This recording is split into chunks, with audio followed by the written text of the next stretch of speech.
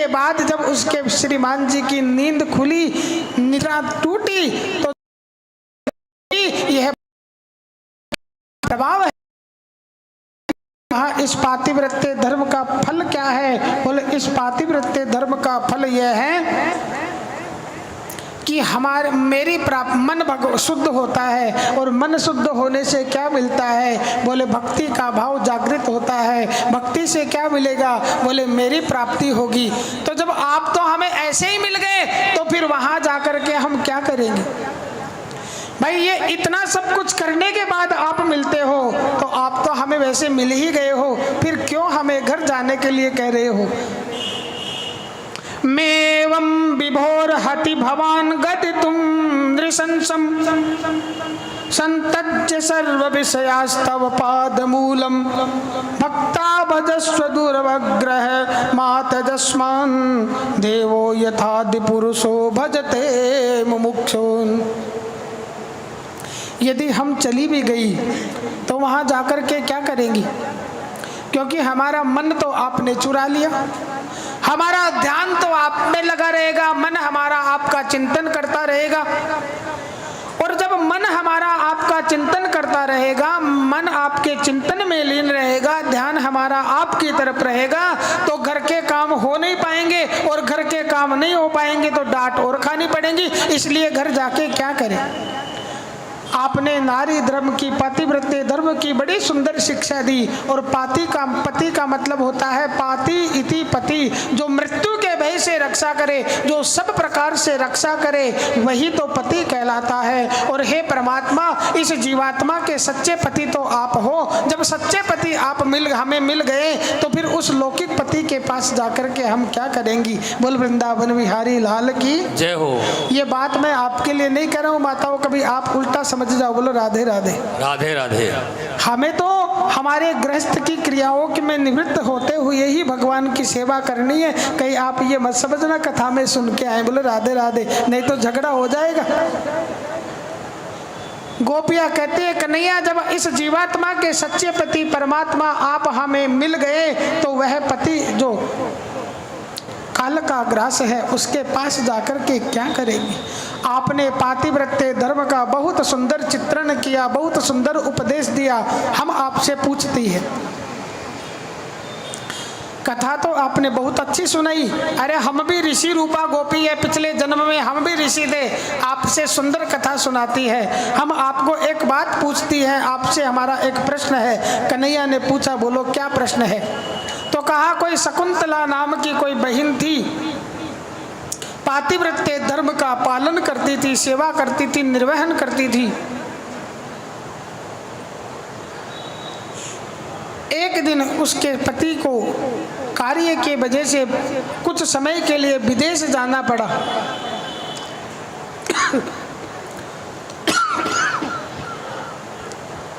विदेश जाना पड़ा तो पत्नी ने कहा कि आप चले जाओगे तो मेरी पातिव्रत्य धर्म की सेवा किस प्रकार से होगी?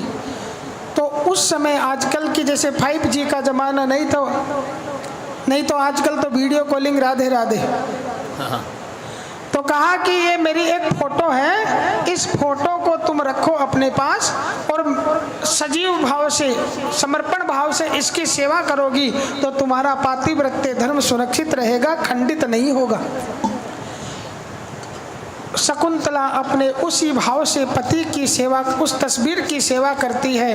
और 2 वर्ष के बाद में एक दिन अचानक से उसका वह पति आता है। उस समय वह शकुंतला अपने पति के चित्र की पूजा कर रही होती है और दरवाजे के बाहर उसका वास्तविक पति खड़ा है। तो कन्हैया, हम अब आपसे ये पूछती हैं कि आप बताइए कि अब शकुंतला के लिए क्या नियम है? वह उसको चित्र की पूजा करना चाहिए या द्वार के ऊपर उसका वास्तविक पति खड़ा है उससे मिलना चाहिए? तो वह गोपियों ने पूछा।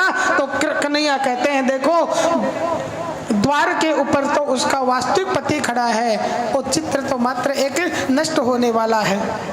ये तो मात्र चित्र है, वो उसमें कोई चेतना थोड़ी है, उसमें कोई प्राण थोड़ी है।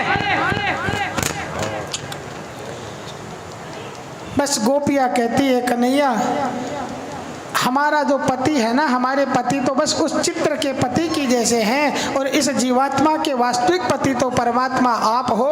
और जब इस जीवात्मा को परमात्मा कृष्ण आप मिल गए, फिर आप हमें उस लौकिक पति के पास में जो कि काल का ग्रास है, वहां जाने के लिए क्यों कहते हो? ऐसे गोपियों ने कन्हैया से प्रेम किया और कहते हैं हम वहां चले भी गए तो क्या करेंगी? चित्तम सुखेन भवता प्रहरितायं गृहेषु यन्निर्विशत्तु करवावपि गृहकृत्ये पादौ पदौ न चलस्तव पादमूलात् याम कदम व्रजमतो करवाम किंबा। घर पे जाकर के क्या करेंगी? हमारा चित्त तो आपने चुरा लिया।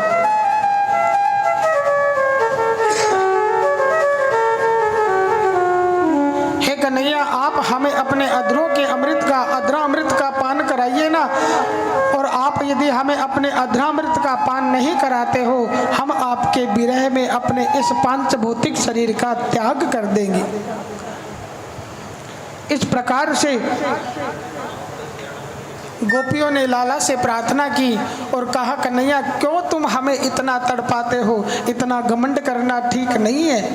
और ये हम अधरामृत का पान मांग रही है ना, ये अधरामृत का पान हम अपने लिए नहीं मांग रही है, इसमें भी आप तुम्हारी ही भलाई है। यदि हमने आपके विरह में, विरह अग्नि में जल करके शरीर को त्याग दिया तो लोग क्या कहेंगे? तुम्हारी कीर्ति को कलंक लगेगा। बस इसीलिए हम आपसे अपने अधरामृत का पान मांग रही है। अपने विरह की अग्नि में मत जलाओ। हे कन्हैया, हमें अपने अधरामृत का पान कराओ।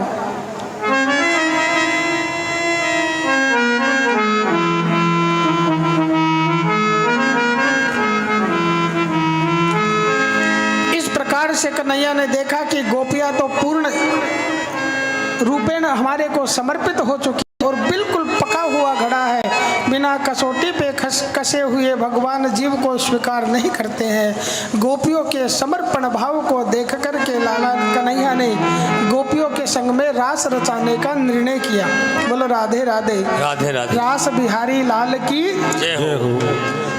अब जितनी गोपियां थी उतने लाला ने रूप बनाए और गोपियों के संग में रास रचाने लगे। रास रचाते रचाते गोपियों के मन में भाव आया, देखो कन्हैया वैसे तो हमारे प्रति आसक्त थे। कई बार क्या होता है, जैसे हम किसी के घर पे गए,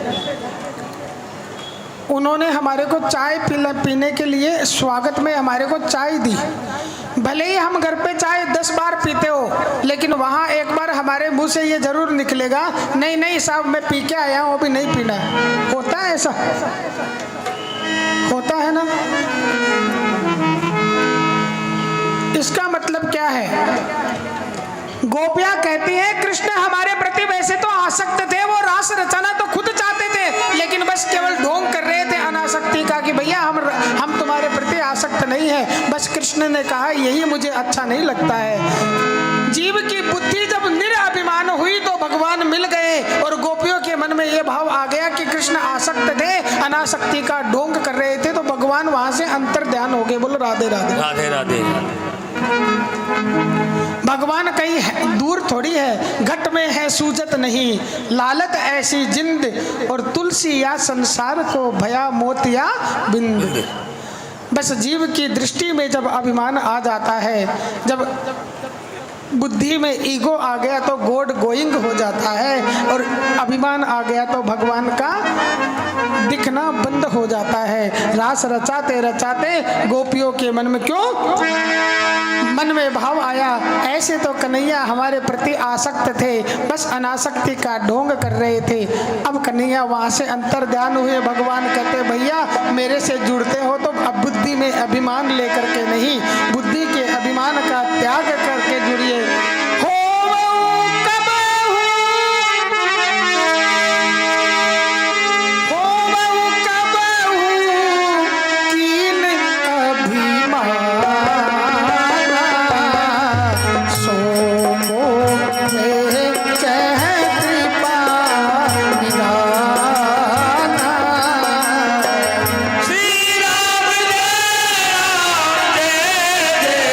राम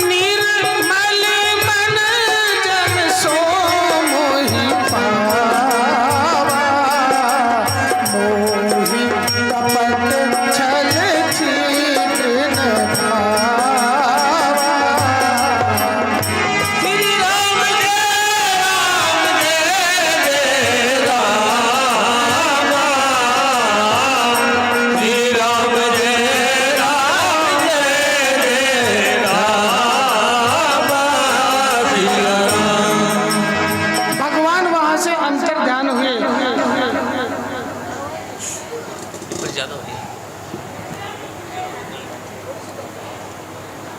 सहसे अंतर्हिते भगवती सहसेव ब्रजंगना। भगवान वहां से अंतर ध्यान हुए। अब गोपियों की दृष्टि में भगवान नहीं दिखने लगे गोपियों को। तब देखो गोपियां दौड़ती हैं लाला को खोजने के लिए, कभी इधर घूमती है कभी उधर घूमती है और वन में इधर उधर भटक रही है। गायन्त उच्चैरमुमेव संगीता विचित्कुरुन्मत्वना कवद्वनाद्वनम्। वही आपने हमारे कन्या को कहीं देखा?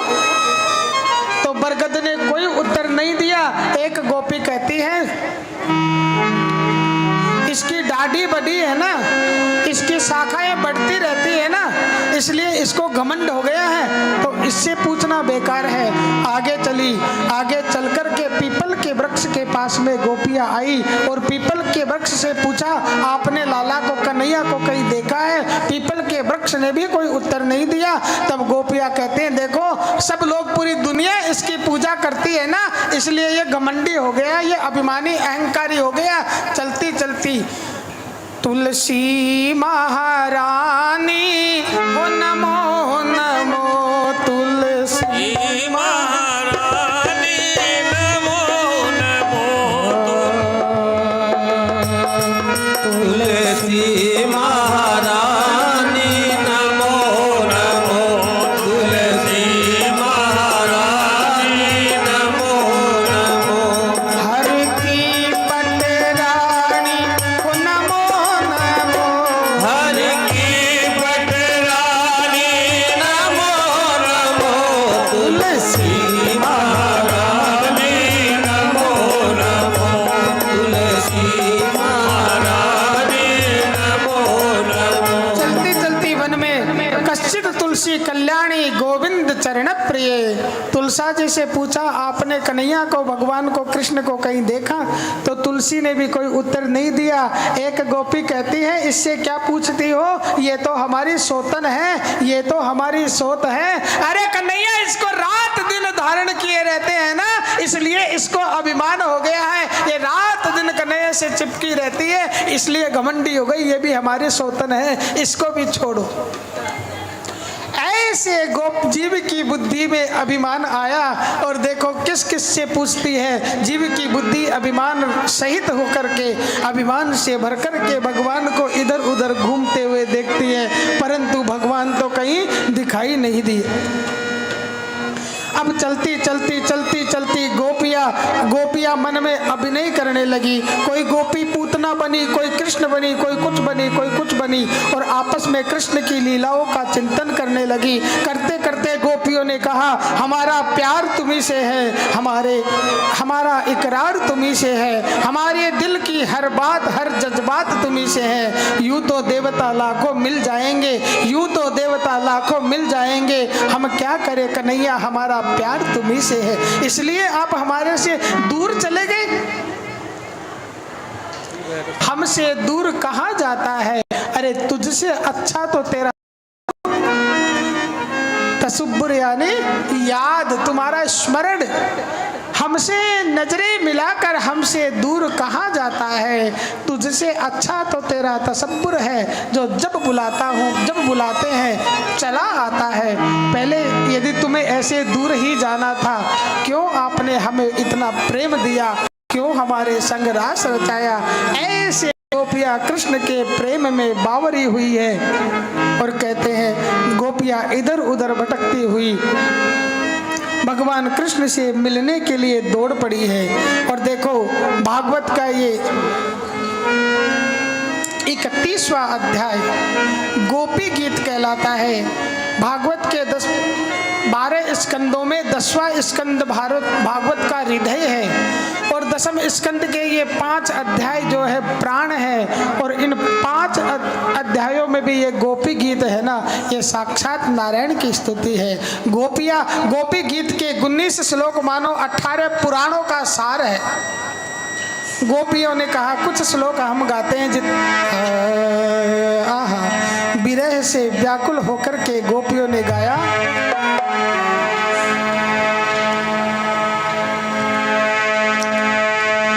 जयति तेधिका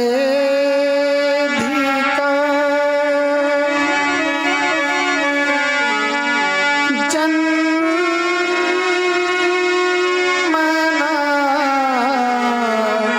ब्रिज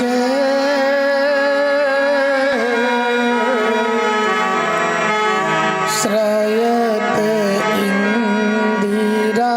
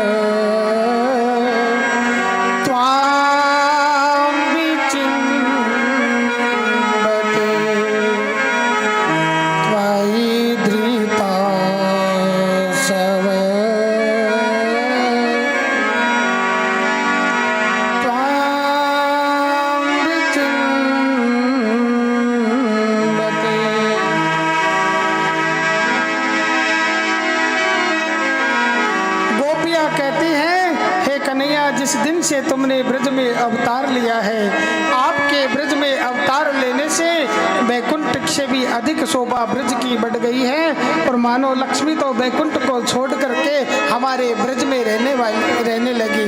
और आप है कन्हैया सरदूदास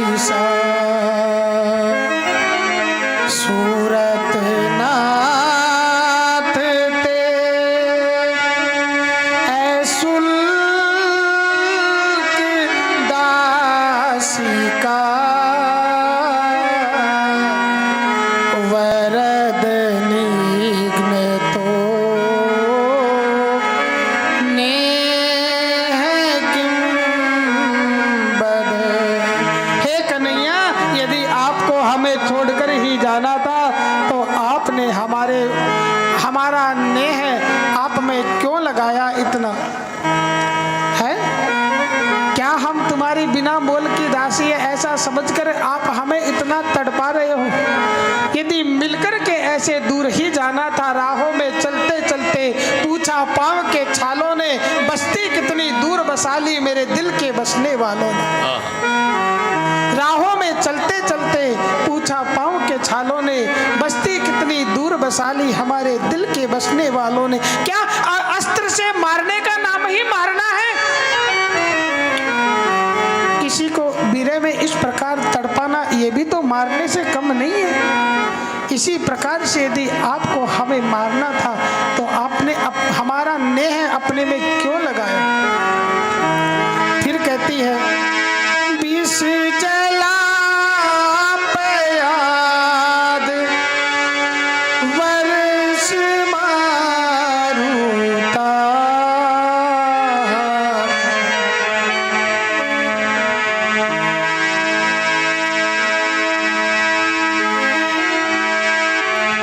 विष जला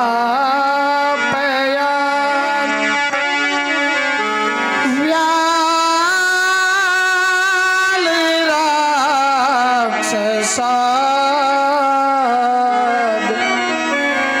वर रस मारुता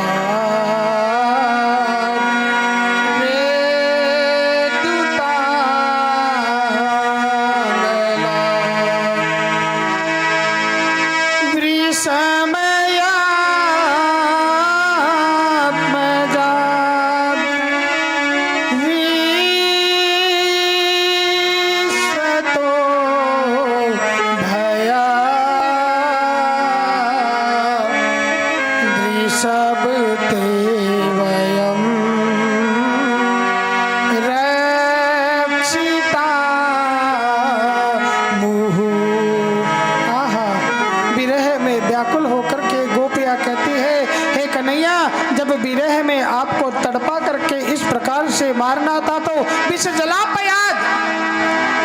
यमुना जी के विषाक्त जल से हमारे को क्यों बचाया आपने?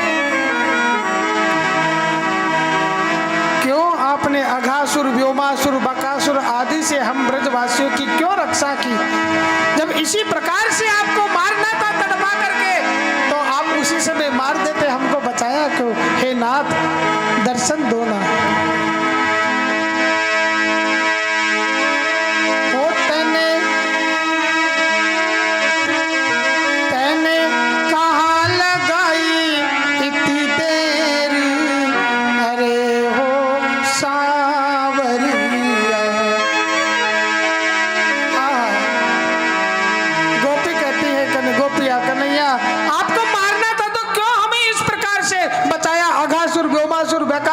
सबसे विरह में व्याकुल तड़पा करके मारना था तो उसी समय मार देते।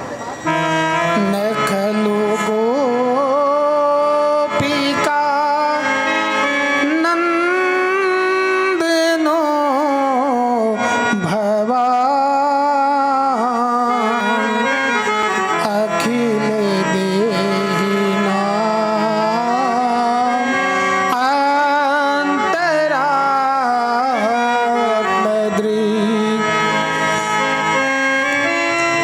विखन सारथी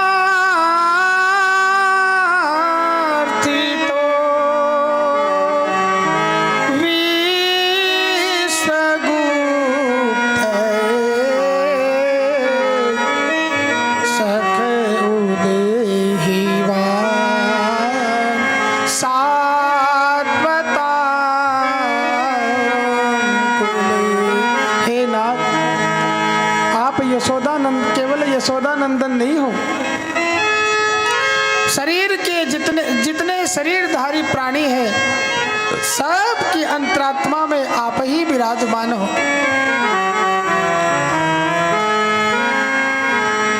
आप तो केवल ब्रह्मा जी की रक्षा आज्ञा के अनुसार, ब्रह्मा जी के आदेश से इस ब्रज की रक्षा के लिए आपने धरा के ऊपर अवतार लिया है। हे नाथ अपने अधरामृत का पान कराइए, हम आपके विरह के वियोग में मरी जा रही है। यदि आपने अधरामृत का पान नहीं कराया तो हम मर ही जाएंगी, मरी जा रही है। हे नाथ कृपा कीजिए, हे नाथ कृपा कीजिए। भगवान कहते हैं तुम मर गई तो फिर हमारे से बात कैसे कर रही हो? बोलो राधे राधे। गोपियों को लगता है कि हम जो बात बोल रही है ना वो कृष्ण सुन रहा है, कृष्ण उस बात को सुन रहे हैं। ध्यान रखना, कर्म करते समय हमें इस बात का ध्यान रखना चाहिए। हरि व्यापक सर्वत्र समाना। आप कितने ही अंडरग्राउंड हो जाइए, यदि वहां भी आपके कुछ गलत कर्म हुए तो परमात्मा की पूरी दृष्टि है। गोपियों के मन में भाव आया मानो हम बोल रही हैं वह कृष्ण सुन रहे हैं। तो गोपियों ने कहा आप अपने का हमें पान कराइए, नहीं तो हम आपके वियोग में मरी जा रही है। ये कन्हैया, कृष्ण ने कहा तुम मर गई तो हमारे से बात कैसे कर रही हो? तुम तो जिंदा हो। अरे हमारा वियोग तो हमारा दशरथ जी सहन नहीं कर पाए थे, इसलिए हमारा वियोग होते ही राम राम कही, राम कही, राम राम कही, राम तनु परि हरि रघुपति बिरह राहु गयऊ सुरधाम, राहु गयऊ सुरधाम।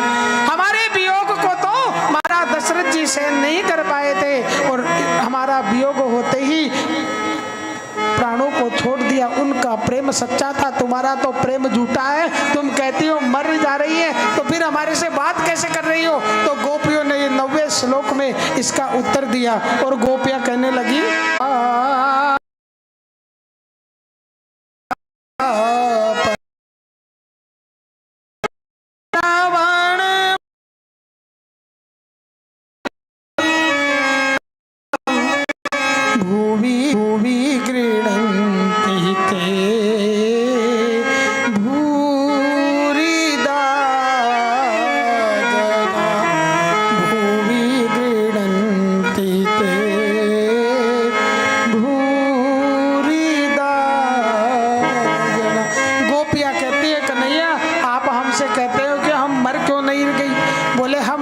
चाहती हैं, किंतु ये जो तुम्हारी कथा है ना, तब कथा अमृतम,